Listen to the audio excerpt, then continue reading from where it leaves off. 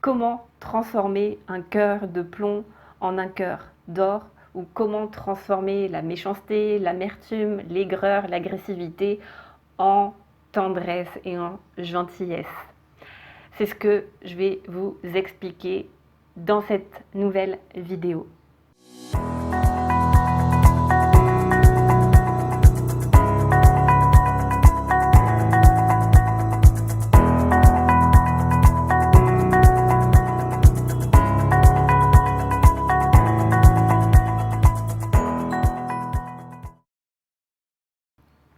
Et pour ça, j'aimerais vous raconter une anecdote personnelle qui s'est passée il y a 2 ans où j'ai pris littéralement une claque de sagesse.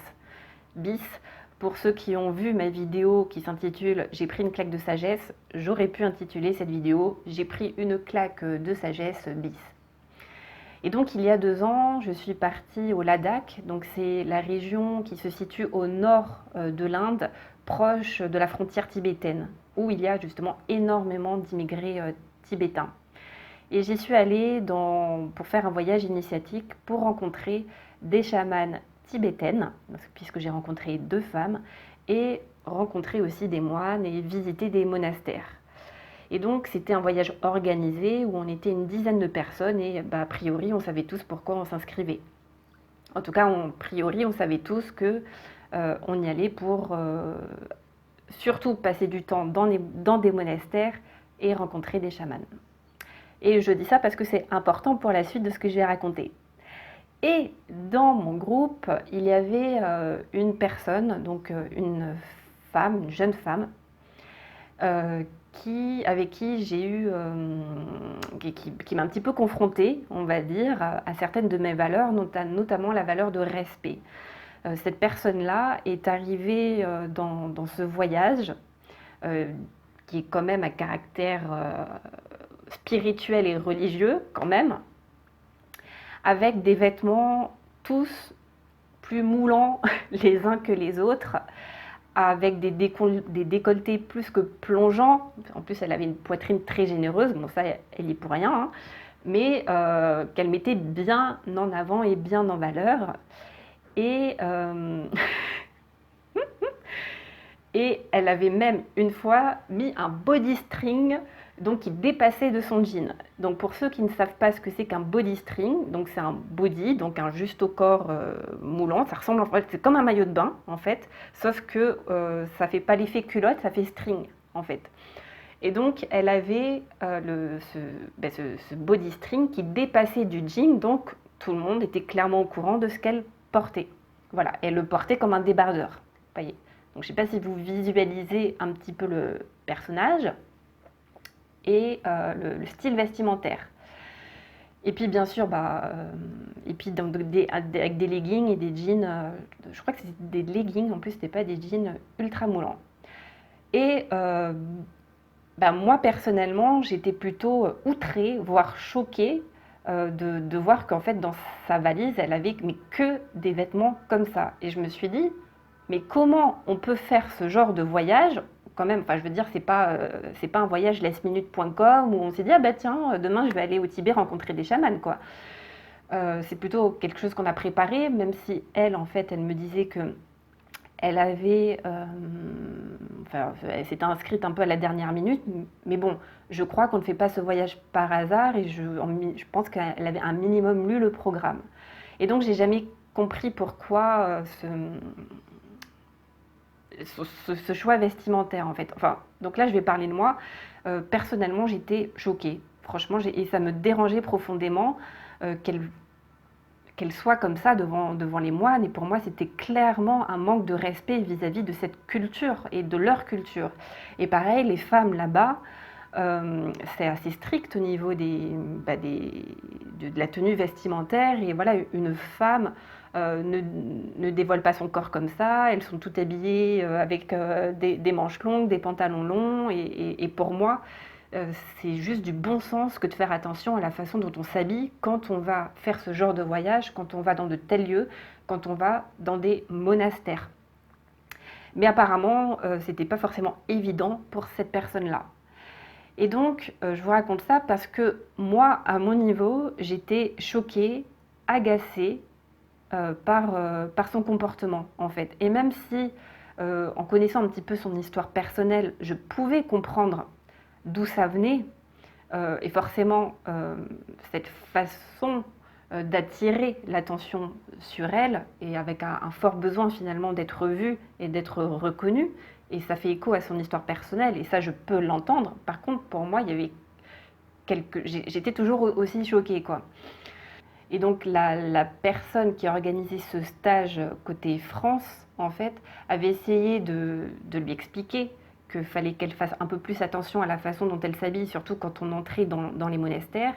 Et ça avait l'air de rentrer par une oreille et de sortir par une autre.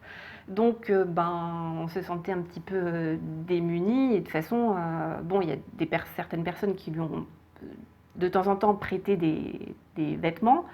Mais voilà. Et de mon côté, ce que j'ai vu, c'est que j'étais énormément dans le jugement, en fait, de cette personne-là. Il y a quelque chose en moi, encore une fois, qui était choqué, quoi, et qui ne comprenait pas, qui était outré. Et arrive le dernier jour du stage, et on avait une fête avec la famille de nos guides locaux, donc des Ladakis. Et puis les femmes de cette famille sont allées voir cette personne-là, cette jeune femme, et elles ont eu un geste mais qui m'a bouleversée et qui m'a littéralement mis une claque de sagesse. Parce que là où moi j'étais dans le jugement, où j'étais choquée, où je ruminais dans mon coin, ces deux personnes-là sont allées la voir, elles lui ont offert une robe traditionnelle. Et pour moi, c'était un message hyper subtil de lui dire « Tiens, mets ça pour la prochaine fois que tu vas aller dans un monastère ou la prochaine fois que tu viens. » Et elles lui ont offert qu'à elle, pas à moi, pas aux autres femmes du groupe. Et moi, ça m'a transpercé le cœur, ça m'a fait fondre. Et je crois que cette personne-là a été profondément aussi touchée par leurs gestes, parce que là où elle aurait pu sûrement s'attendre à des remontrances ou à des remarques sur sa tenue, ce qu'elle avait sûrement eu dans sa vie, enfin voilà, là, ces personnes-là ont fait preuve, je ne sais pas, d'une énorme... ont fait preuve de compassion, d'amour et de bienveillance.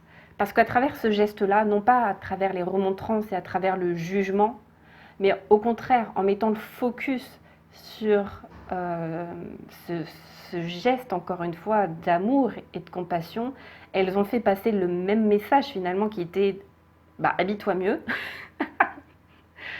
mais avec tellement d'amour que je crois que ce geste-là touche beaucoup plus que les remarques ou le jugement. Et c'est dans ce sens-là où ce jour-là, j'ai vraiment appris quelque chose et ça m'a renvoyé, moi, à mes propres jugements que j'avais pu avoir sur cette personne-là et me dire, mais jamais j'aurais pensé faire ça.